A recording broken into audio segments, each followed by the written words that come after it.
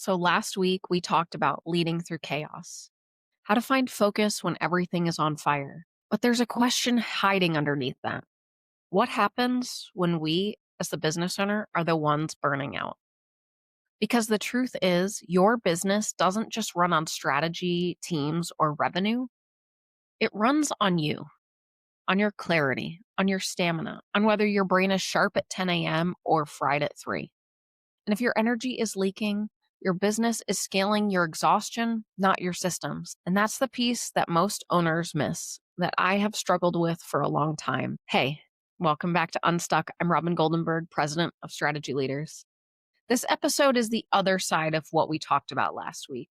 Because you can have the clearest 30-day priorities in the world, but if you're running on fumes, the plan still collapses. And especially when you're in growth mode, your business doesn't need you everywhere, but it does need you at your best for big brain work, setting direction, making smart bets, and solving problems that no one else can. And that's why today we're talking about the most undermanaged business resource. It's your energy. So I want to start this with a story, and the story is mine. During COVID, like many other business owners, I worked my ass off just to keep my business alive. Clients were pausing or leaving. Cash was, I don't even know if tight reflects how much cash there was not. And every decision just felt like high stakes. And for the clients who stayed, I bent over backwards to keep them and to make sure that they were successful. But all along, I was sacrificing myself and my own success. I even went on unemployment so that my own team could stay employed and not have to deal with the concerns or stress of being on unemployment. I have to tell you, I almost didn't make it. And not because the business couldn't have survived, but because I almost couldn't. The hours, the pressure, the mental load, the constantly thinking about the what ifs, and if this all crashed down tomorrow, I was burning myself down to keep my company standing. And now, as a mom of 3 and a 3-time business owner, burnout is never some distant memory. It's always a possibility. And I have to guard against that every single day. Because here's what I learned from this and from talking to other business owners during these times of stress. When I take care of me, my businesses grow faster. When I don't, everything slows. Decisions, creativity, leadership, momentum out the door. That's why this isn't a self-care episode. It is a strategy episode. And I have to tell you that the research backs it up. Entrepreneurs with stronger well-being, satisfaction, and mental health see higher business performance and more stable growth.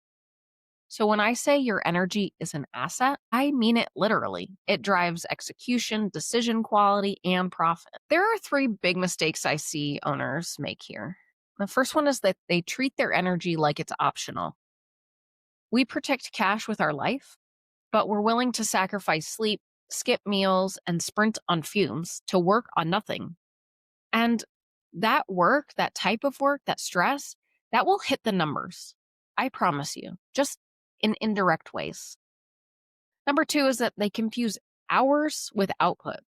After a certain point, extra hours don't buy you results. They buy rework, slow thinking, and missed opportunities because you're not fresh. And 3, they wait for crisis. They don't change until burnout or breakdown forces it. And by then, the damage is already on the P&L and turnover, lost focus, and bad calls. So how do we fix it? You manage energy the same way you manage cash. Earn it, spend it, invest it.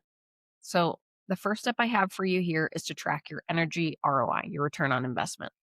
So ask yourself, when do I make my best decisions and what drains me fastest? You'd never run a business without tracking cash in and out. Stop running your week without tracking energy in and out. Notice patterns. If every Thursday you're mentally toast, that's not data, that's guilt. Notice patterns. If every Thursday you're mentally toast, that's data, not guilt. Step 2 is to protect the big levers. For most founders, the levers are pretty simple. Sleep. You can't out-strategize exhaustion. I've tried. You just can't. Movement. clears your mental fog.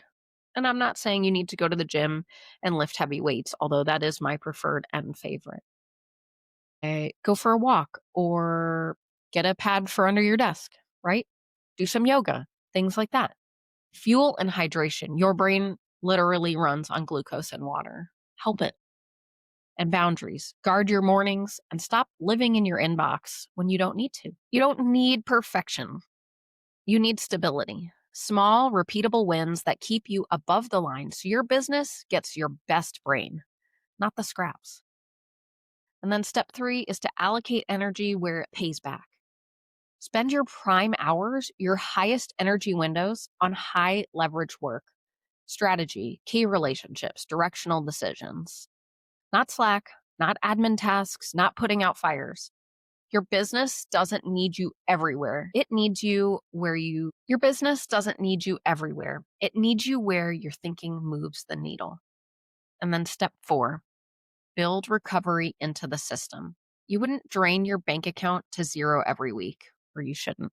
Stop doing that with your energy. Schedule resets like you schedule launches, daily 5-minute walk or no phone coffee break, something weekly like one block that's off limits to meetings or firefighting. My Fridays are literally blocked out for no meetings, and I hold that, and my EA also keeps that sacred. And then quarterly, a real reset day where you zoom out, rest, and refocus, not sit at your desk and stare off. Let me give you an example from a client. One of my clients had gorgeous dashboards, cash flow dialed, pipeline strong, ops were humming. But he was making half of his key decisions at 11 p.m. Delegation stalled, growth windows slipped, margins shrank from rushed calls. When we rebuilt his schedule around energy, protecting his sleep, blocking prime hours for strategy, enforcing downtime, his revenue grew and his profitability actually improved because the business finally had access to his best thinking and not his leftovers at the end of the day. So here's the bottom line. In growth mode, your business doesn't need you to be everywhere, but it does need you at your best in the places that matter the most. You're not just the founder or the owner. You are the fuel. And if you're running on empty, your business is too. So start managing your energy the same way you manage your revenue. Measure it, protect it, invest it where it pays you back. Next week, we're going to dig into stress, why it's not just a personal issue, but a profit problem, and how to measure it like any other business risk. I would love if you would subscribe to Unstuck wherever you get your podcasts. And if you want help turning your energy into a growth strategy, book a meeting with me. My link is in the show notes. And if you are an owner scaling their exhaustion instead of their business, listen to this again. Come talk to me. If you know an owner that is dealing with the same issues, please send them this episode. Let's scale smart. Let's protect fuel. Let's get unstuck. And I will see you next week.